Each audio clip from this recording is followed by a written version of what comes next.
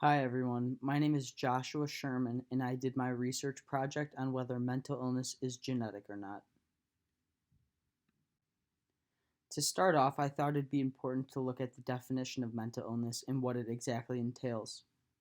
According to Mayo Clinic, mental illness, also called mental health disorders, refers to a wide range of mental health conditions. Disorders that affect your mood, thinking, and behavior. Symptoms include feeling sad or down, confused thinking or reduced ability to concentrate, excessive fears or worries, or extreme feelings of guilt, extreme mood changes of highs and lows, detachment from reality, paranoia or hallucinations, and more. In order to understand the seriousness and severity of mental illness, it's important to know its prevalence. Approximately 450 million people currently suffer from mental illness, placing mental illness as the leading cause of ill health and disability worldwide. 44 million Americans suffer from some form of mental disorder in a given year. There are more than 200 classified forms of mental illness. The most common conditions are depression, bipolar disorder, dementia, schizophrenia, and anxiety disorders. Looking at this picture here, there are approximately 1 in 5 US adults that experience mental illness in general, and approximately 1 in 25 US adults experience serious mental illness, and 17% of youth experience a mental health disorder. There are many risk factors that can induce or exacerbate someone's mental health. These risk factors include physical environmental factors, social environmental factors, and biological factors. Today I will be going over some of the biological factors, but it's imperative to know all of the physical and social components because they can cause change in biology. So let's start off with physical. Physical environmental factors contributing to mental illness are those that have the power to affect a person's biology or neurochemistry, thereby increasing their chances of developing a disorder. So, an example of this would be an individual that lacks access to health related resources, and this individual eats more processed and refined foods, which in turn results in the body not functioning optimally. As a result, this individual may encounter a major stressor and not have the resources to effectively cope. Besides nutrition, other examples of physical environmental factors include sleep deprivation, smoking, substance abuse, pollution, exposure to toxins during childhood, and more. So, next we have social environmental factors, and this refers to socioeconomic, racial and ethnic, and relational conditions that may influence a person's ability to cope with stress. A good example is not having a strong social support system. Let's say that a person loses their job or goes through a divorce. Having a supportive system like friends and family during this time is vital to their ability to cope with stress. Other examples include social stigma, history of abuse, family discord during childhood, poverty, toxic relationships, lack of self-care and or relaxation, and more. Lastly, we have the biological factors of mental illness. In general, mental illness is thought to be caused by a variety of genetic factors, like inherited traits and brain chemistry. Many different mental illnesses are thought to be hereditary. New studies show that many major mental disorders tend to run in families, suggesting potential genetic roots. These psychiatric disorders include autism, attention deficit hyperactivity disorder, bipolar disorder, major depression, and schizophrenia. Unfortunately, science doesn't have the technology to fully understand the physiology behind mental illness, but many different studies have been conducted in order to find heterogeneity among diagnosed individuals and non diagnosed individuals. How can we measure biological traits? Well, science does have access to things like brain imaging slash neuroimaging and brain stimulation. Brain imaging is the use of various techniques to either directly or indirectly image the structure, function, or pharmacology of the nervous system. It is a relatively new discipline within medicine, neuroscience, and psychology. Brain stimulation therapies involve activating or inhibiting the brain directly with electricity. The electricity can be given directly by electrodes implanted in the brain or non invasively through electrodes placed on the scalp. Despite a lack in molecular methods, we still have much to learn from classical methods, such as genetic epidemiology, especially when applied to very large population based samples that can be studied in settings with wide access to unified healthcare delivery systems that use electronic medical records.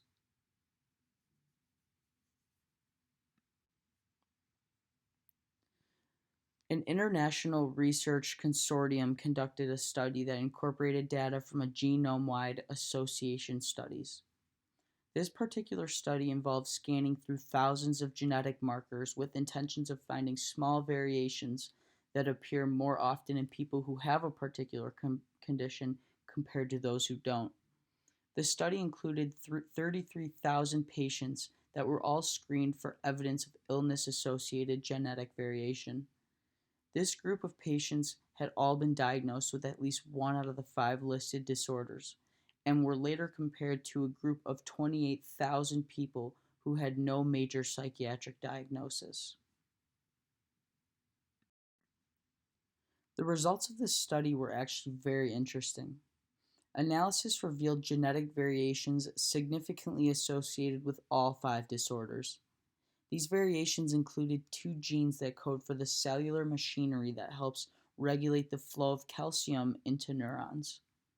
One of these genes, called CACNA1C, has been previously linked to bipolar disorder, schizophrenia, and major depression.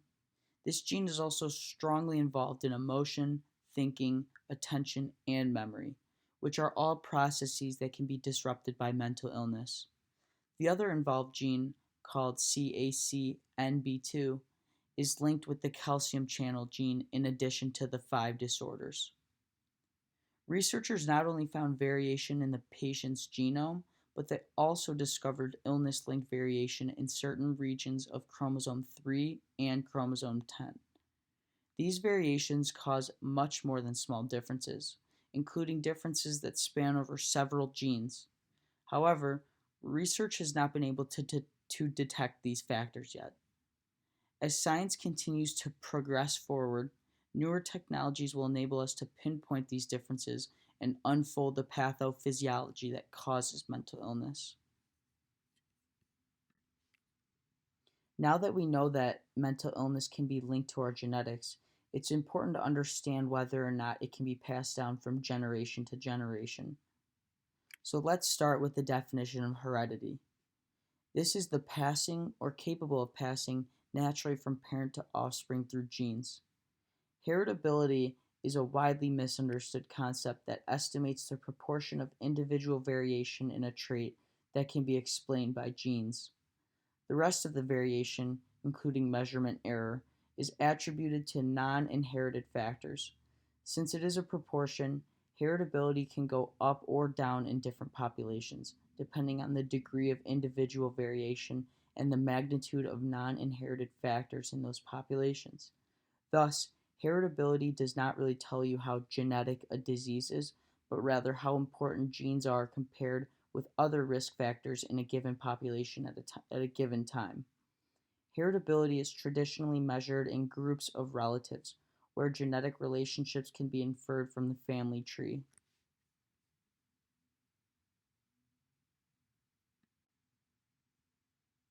A recent study calculated the odds of developing schizophrenia or bipolar disease based on if it runs in an individual's family tree. According to calculations, there is a 1 in 100 chance that an individual will develop either condition in their lifetime.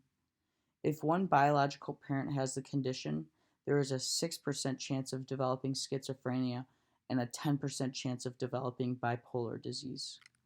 The odds dramatically increase when both parents have the condition, where there is a 45% chance of developing schizophrenia and a 40% chance that individuals will develop bipolar disease. It's clear that there's a hereditary component to psychiatric disorders, and it isn't completely arbitrary. Based on these numbers, I think it's safe to say that certain psychiatric disorders can be passed down from generation to generation. As science continues to advance, we will have a better understanding of the genetics behind mental illness. More technology and more research is being worked on every single day. We do have good technology like brain imaging and brain stimulation, but we don't have the technology to really look at the physiology of our brain. In the meantime, science has used genetic epidemiology as the best non molecular method to look at population based samples to find these trends, which have given us the information that we have now to determine whether it is genetic or not. Based on the information that we have now, it's safe to say that some psychiatric disorders are genetic. Here are some discussion questions just to help you guys think about some of the things that you might have learned during this presentation, and hopefully I was able to teach you guys some things. Thank you for listening to my presentation.